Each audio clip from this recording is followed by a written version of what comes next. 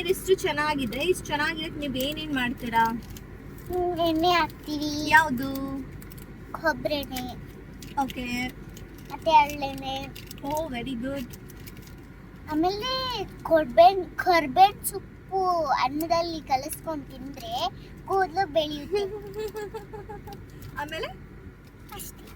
ಇಷ್ಟು ಮಾಡ್ತೀರಾ ನೀವು ಈ ತರ ಇಷ್ಟು ಚೆನ್ನಾಗಿರೋ ಹೇರ್ ಬರೋಕೆ? ಕರೆಕ್ಟ್ ಆಗಿದೆ.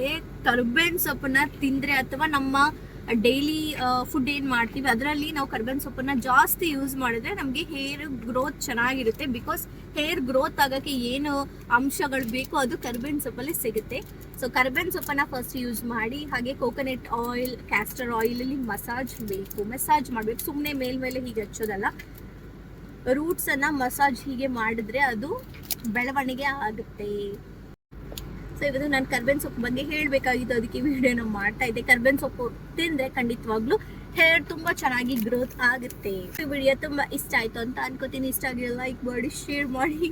ಮುಂದಿನ ವಿಡಿಯೋದಲ್ಲಿ ಸಿಗ್ತೀನಿ. ಅಲ್ಲಿವರೆಗೆ ಚಾನಲ್ನ ಸಬ್ಸ್ಕ್ರೈಬ್ ಮಾಡ್ಕೊಳ್ಳಿ. ಬಾಯ್ ಬಾಯ್.